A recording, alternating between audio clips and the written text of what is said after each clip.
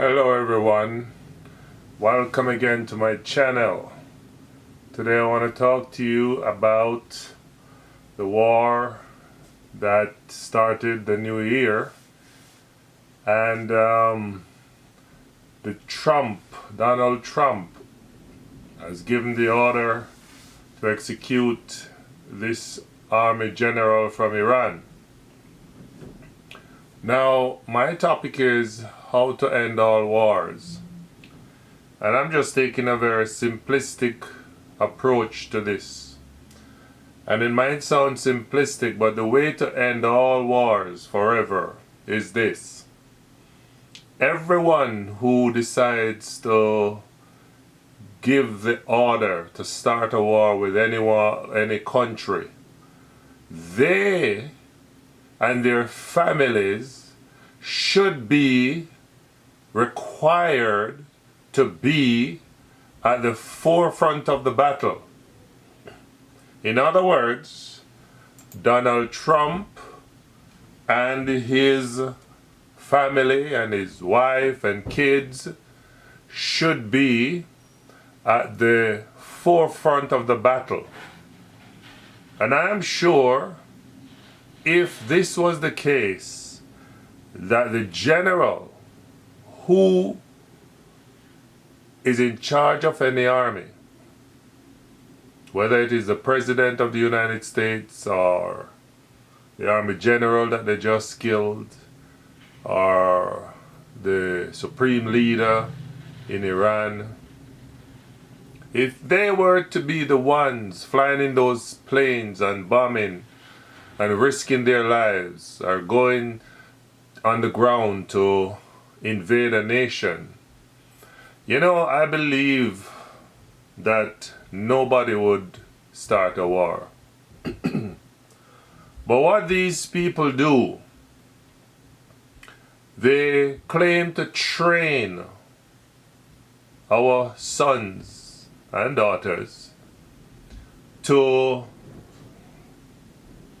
fight, to fire a gun, to throw grenade and launch missiles and so on. Dress them up in nice green suit, let them feel superior.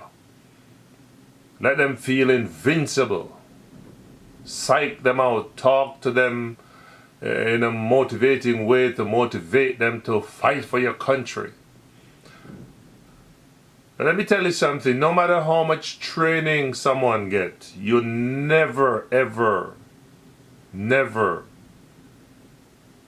can be trained to repulse a little bullet. One little tiny bullet will take away your life.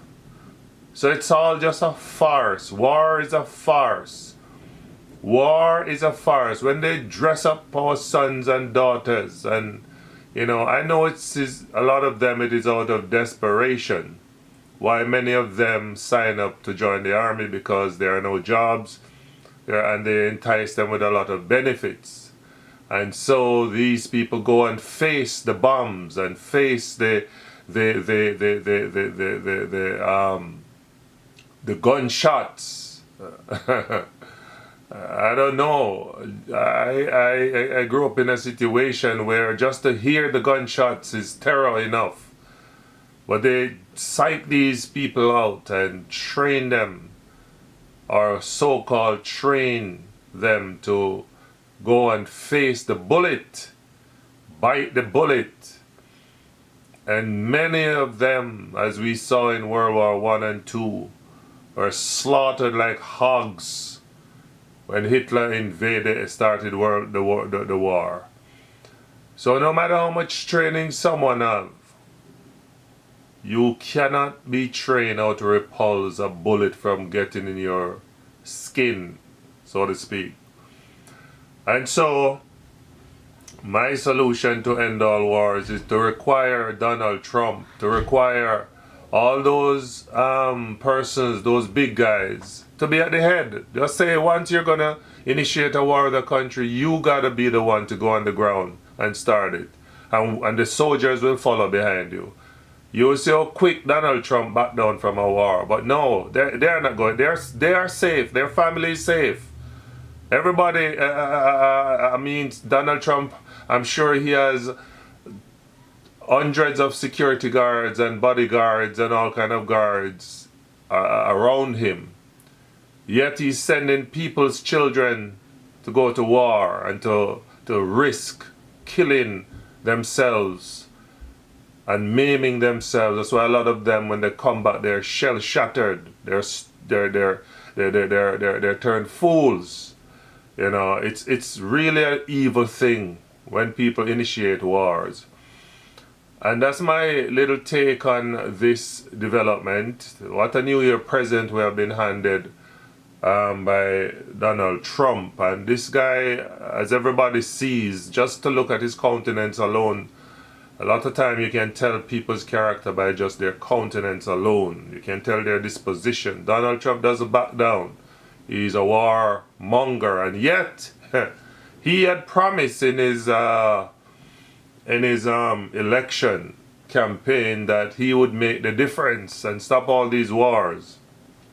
Yeah, so much for that, and that is why I say politics.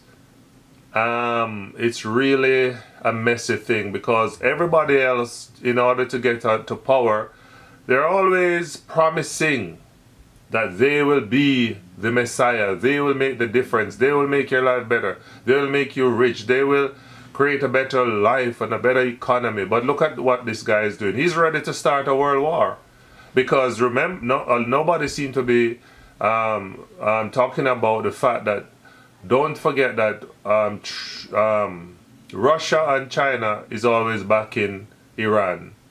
And even though they have remained very silent on the issue, if this thing spirals out of control, we're in for a rude awakening. Because I'm sure Iran is not going to just back down and allow you to kill their people. They're going to retaliate. These are the Persians. They have a history of not being a walkover. So we can expect further development. And I know America maybe have the most powerful army. But let me tell you something. Don't forget that David slayed Goliath. David slew Goliath.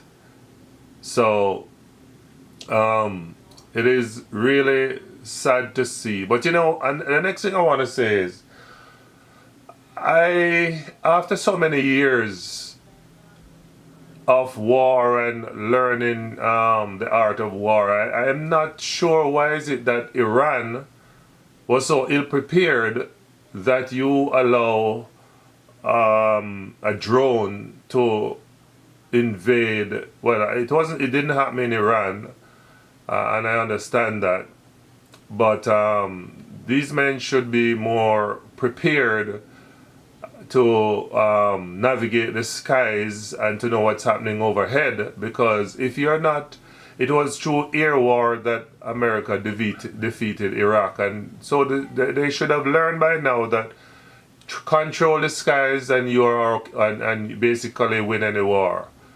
So they have allowed America to control the skies, and it's really terrible that they allow this, because when you learn to control the skies, then you can defend your country. I mean, what makes America army so powerful? They can control the skies with these drones. Now they're taking even the cowardly approach of using drones. They're not using individuals again. They're using basically a machine to kill people now. So the warfare is now using machines to kill people. You know, a drone, even if it's shot out of the sky, no one dies. Just some expenses, you know, to get back one in the air. So I don't know, man. I'm kind of taken aback that these guys have not learned that you need to control the skies, make more superior, sophisticated weapons that will shoot anything out of the sky and able to detect it when it's coming. And if you can do that, America would think twice before they invade or before they enter into a war. But because they have the supremacy over the air, they're allowed with impunity to get away and do stuff like what they're doing. I am not one for war. I think war sucks, but you know, the Bible tells us that in Revelation 12 verse 1 that war began in heaven. And what we're seeing playing out these days is just that. The war started in heaven, the war is continuing. Most of these things that we are facing is a spiritual war more than anything else. Spiritual warfare. The Bible says we wrestle not against flesh and blood, but against principality and power and wickedness in high places. The Bible says the devil seek to rob and to kill and to destroy people's lives. Why is it that mankind loves war so? Why is it that we delight in mayhem and bloodshed? Why? I don't understand it. But there's a super power behind the scenes, invisible power that lead us in this direction. And until God himself does something about it, mankind will always be fighting wars, because it's, number one, it's greed. If America wants to help nations and help the world, look, they need to look at what's happening in Africa. There's so much suffering all around in Venezuela. And not just that, but even in America itself, I am shocked to see the millions of homeless people that are living under tents. And instead of using some of that billions of dollars to put people in shelter and to care for people, America would rather go around the world trying to steal people's resources, creating wars and bloodshed and mayhem. You know, it's always about the oil. I'm sure if they wanted to do good around the world, they would have invaded places like Africa and Haiti and those poor nations and helped them. And help even my country, Jamaica, to be a better place. Help us to find those bad men. But that's not what they're interested in. They're always interested in the nations who have resources to steal, as Donald Trump, and this guy doesn't mince words, say they should have stolen the oil. So, you know, it just goes to show that he's not mincing words, man. He tells you what his objective is. He's there to steal people's resources and their oil.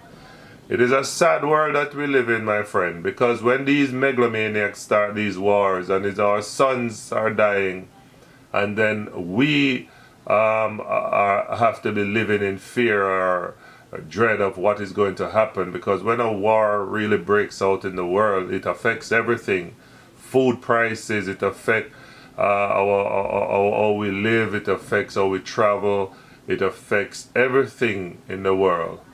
So war is never good, and I've always said war and win are not supposed to be in the same sentence, because no one really wins a war. Nobody wins a war. You either have one, what happened is that you have one side end up with more dead people and destruction to their country than the other side. And that is what they call win. That's not winning. That is losing a war. Where we feel that the more blood you shed and the more men who die that you kill, that's how you win a war. It's garbage. It's a deception. It's wickedness. It's evil. It's evil. And it's coming from the prince of darkness, Satan himself, who delights in war and bloodshed. As the Bible says, his aim is to rob, kill, and destroy. And his aim is to wipe out as many as he can with these big wars. So as we come to a new decade, we see where you know, these things seem like it will only get from bad to worse. Only God can do something, and I hope that soon he will do something to end all wars. May God help us, my friend, to be on the right side. God bless you, and I wish you to be safe. Bye-bye.